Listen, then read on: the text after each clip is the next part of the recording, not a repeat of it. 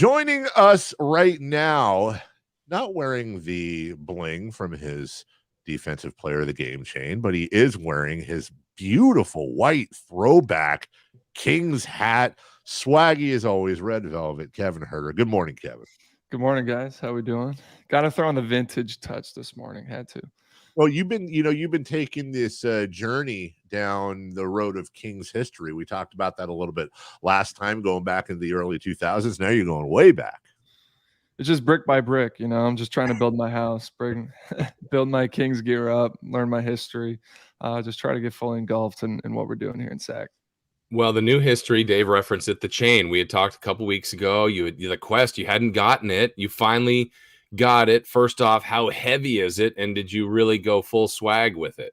It's a real chain. It really is. Like when you put it on, there's definitely a brief moment. You're like, is this thing real? Did they actually pay for something this big? So it's legit. It's real. And it was funny. Yeah, I think we were in San Antonio and I was joking with Malik, like, man, I don't know if I'm ever going to get this year. Like we had bets going with each other, like who would get it first if either of us was ever going to put it on.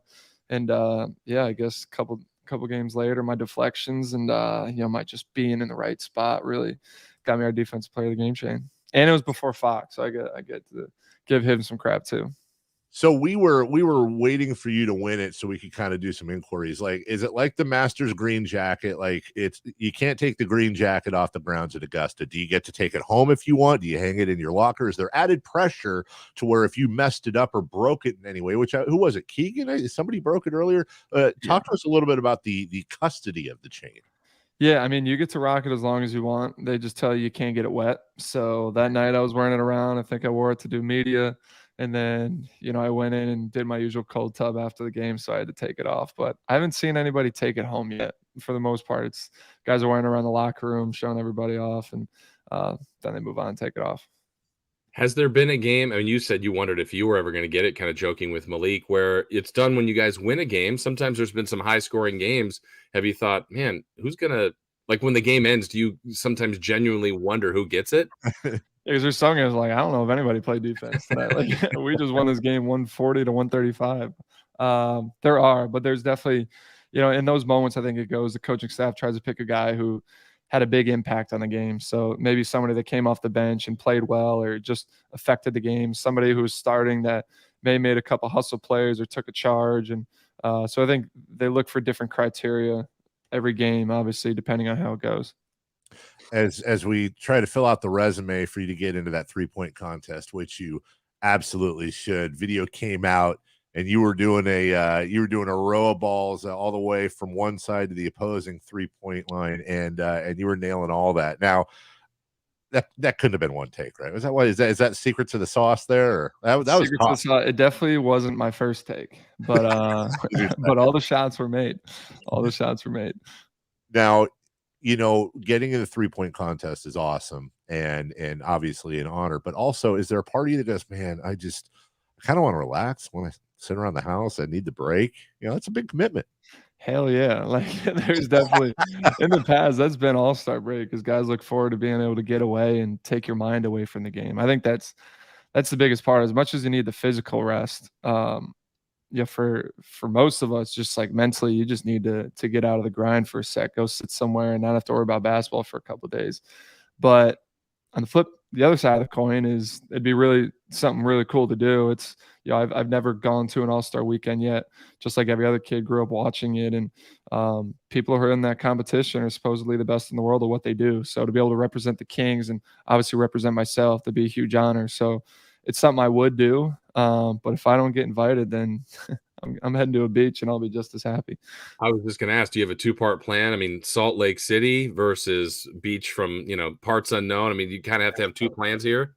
Yeah, I mean, I'm an East Coast guy, so all the All-Star breaks so far, I've done like the Caribbean, I've done Miami, so I've done everywhere on the East Coast. So there's some spots here on the West Coast I haven't hit yet in terms of vacation spots that if things don't work out, then yeah, I haven't made them yet, but there is backup plans on the horizon. All right, listen, we don't want to get too far into your business, so people are bugging you on all. And again, this is assuming you don't go to the 3-point contest, which you should, or it's rigged. But being an East Coast guy, have you been to Hawaii yet? Have not. Okay. Have not been to Hawaii. And that's somewhere too. I mean, for All-Star break, the thing about Hawaii is it's beneficial. You need a quick flight because we'll practice on, I think it's Tuesday, and you can't get stuck. Like it's really a bad look, obviously, if you miss practice that day. And so I feel like if you're gonna go all the way to Hawaii, especially for the first time, it's somewhere that I want to really truly see and explore and be there for a week. So for me, it'll be somewhere where it's kind of I can get a quick direct flight, easy. I know Hawaii might be a direct flight here from Sac, but probably not going to fly 5-6 hours on All-Star break. Mm-hmm. I know last night you guys had a team function. You guys had a little bowling experience out there. That's the time to gather with some Kings supporters and your teammates as well. If there was a chain for bowling, who would have won last night? That's a great question. I had a strike, so I hit mine for the round.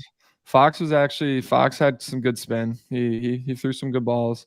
I don't think Domas was playing. Keegan was all right, but I think the one guy was disappointed. Malik was trying to throw some spin on it, and it wasn't biting as much as I think he would have liked. So he was trying different things. It just wasn't going as well. Fox is lefty bowling, right? Fox is lefty bowling. Yep. Did you been there in the past? Did you guys get the cool collared gas station shirt swag? Yeah. Yeah. What color was it this year? Gray and black.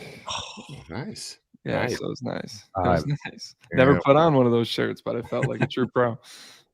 Also Cabo, that's a short flight. Puerto Vallarta might be a little long. That's on the list. Sometimes leaving the country is cool, but sometimes like that customs, and it's just like another layer of something you don't want to deal with. So we'll see. I think you guys have a bonus day too, Kev. I know you said you have to be back by Tuesday, but I think you guys play on the Tuesday prior. Sometimes teams play Wednesday or even that last Thursday. So I think you even have an extra day in there on the plus side. Yeah, I want to say last year we played back in Atlanta. I believe we played on that Thursday because I remember I think I flew out Friday morning and I was back Monday night. So if we go Tuesday to Tuesday, that's a pretty solid break. That's a lot of rest and relaxation. Bro, you go Hawaiian Airlines straight up if you get that week, Sac to whichever island you get. And, you got a decent contract. So you go for the first class. They got the lie flat seats. You get a Mai Tai. It's 4 hours, but you can watch Mulan or whatever show they have. That's what I watched on my way out there. That's why I said Mulan. And if it's a week, you got to at least consider it. You might be talking me into it. There's a possibility. There's a strong chance. So, what did I want to? Like the night they mic you up, they had to pick that game. I mean, Toronto game. Obviously a coincidence, but how hard was it not to? Or maybe you did lay out some choice words and they just edited them out. But I was sitting there watching it, going, "Oh God, that's a tough call." Yeah, it is. It is, especially when you're on the bench and you're trying to talk about the game. It's just like, what are you gonna say? Damn, we're down 20. Like it's people aren't trying to hear that type of content, so it's tougher. They always edit out when you say something you shouldn't or you cuss or something like that. So you have fun in warm-ups.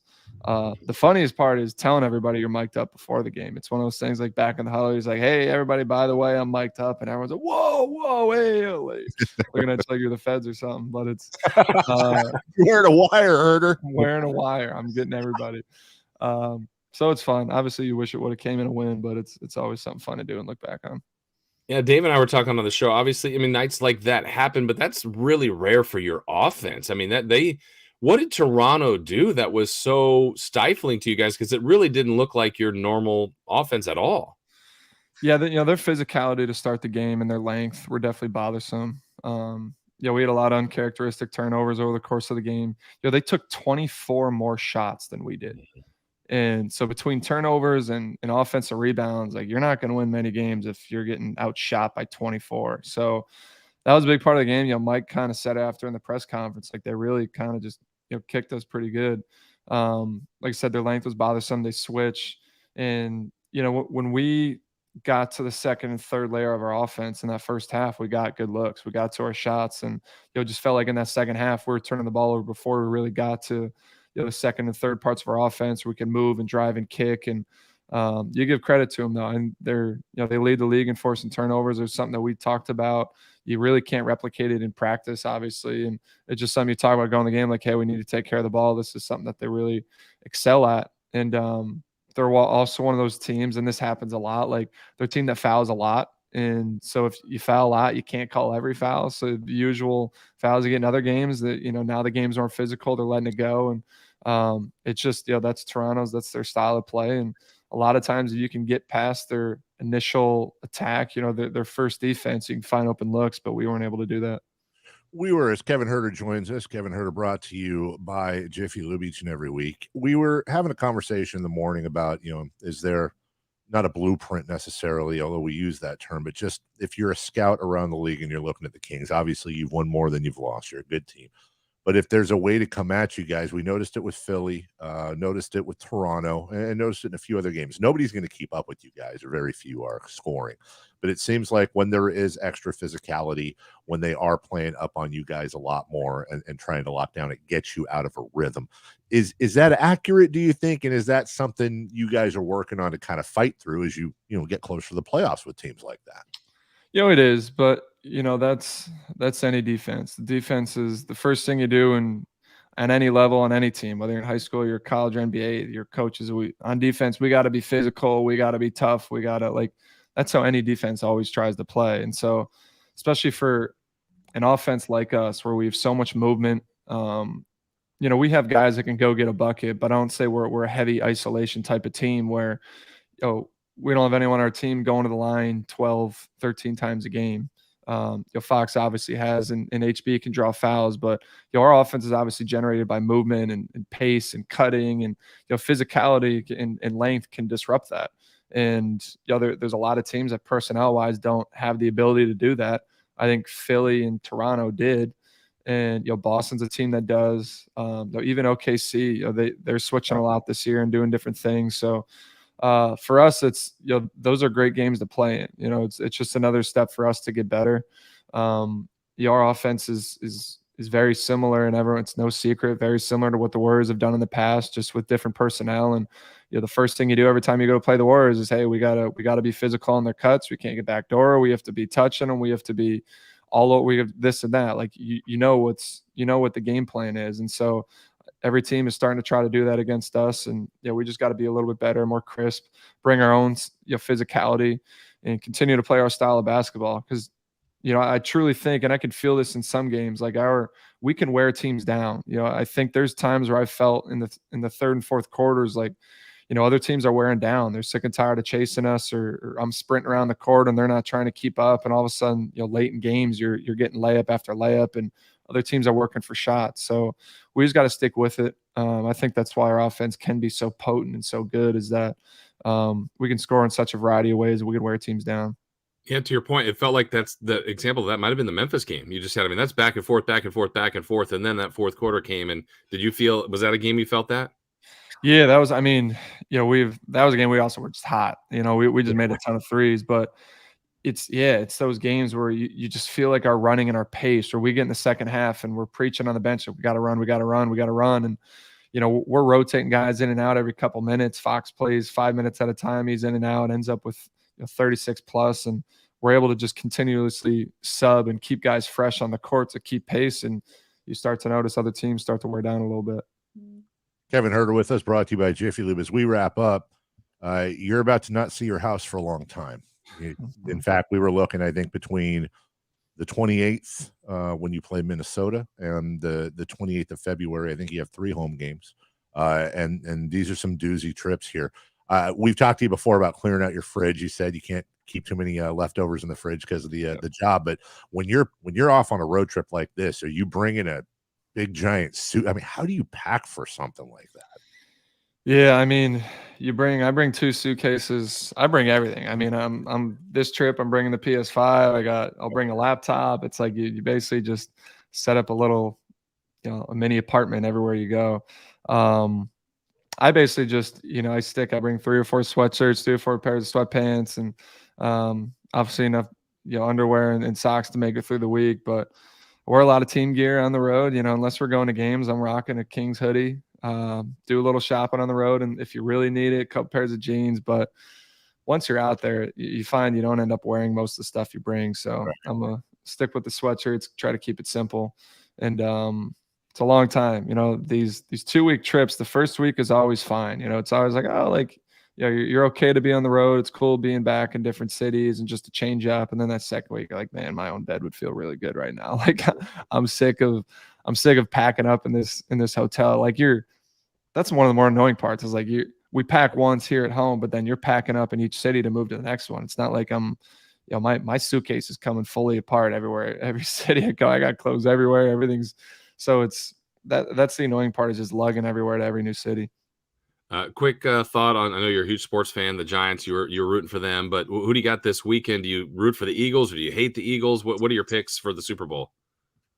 Come on, dude. Say it. You know you're not rooting for the Eagles. I'm not rooting for I'm obviously rooting for the Niners. It's just the Eagles have done it just all year, right? You know, they've looked dominant all year. They've looked like the best team in the league. They took care of us pretty easily last week. And I don't know who's going to knock them off. So I think I'm taking the Eagles, but we're going to be rooting for the Niners. Okay. Is there ever anything I just want to follow? Ever anything you sticks out that you've forgotten on the road? Like you get on the road, you're just like, dude, how did I possibly not pack that? A belt. That's happened many times. Like you get there and I forget a belt. Usually I'm good at my toiletries. You know, that's like the first thing I do is okay, I have a toothbrush, I have deodorant, I have all the essentials, but you get down to it's like I actually think I didn't bring this was actually bad. I forgot t-shirts on one trip one year. I packed all these sweatshirts and like a couple long sleeves and like this, and then I didn't bring any shirts. So the only shirt I had was the one I had on, and I just had them like give me a couple t-shirts that like you'd wear to shoot around, like team gear. And those are what made me through like a week-long trip. So that was probably the worst, but I forget a belt like every trip. And lastly, what are we rocking on the PS5 right now for the trip? PS5, I'm playing Call of Duty. Okay. PS5 is tough to take on the road. The old PS4 is a lot easier just because there's better travel cases for it. You know, I had this game set up where it's like you're basically carrying a briefcase and it's got a screen in it. So I had a nice setup with the old PS4, but this PS5 is huge. Like it needs its own suitcase. So it's a little annoying, but if we're going to sit in Minnesota for 4 days, you need something to do out there. I'm a PS5 guy, but have you gotten into the Switch at all? Which I've been getting into recently, all the old games. I haven't. I have not. I'm telling you. You take it apart. You got the handheld for the playing, and then you plug it in at home. I pretty much stolen my kid's Switch. I probably that was what it was intended to be. When you bought it, you knew what you were doing. Yeah, well, I always tell my kids, it's mine. You're borrowing it. So, yes. Kevin Huerter, have a great trip.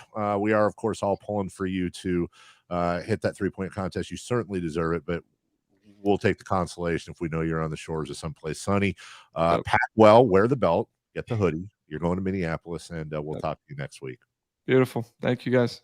All right. Thank you. That's Kevin Huerter on the Kevin Huerter Show, brought to you by Jiffy Lube. We will be right back.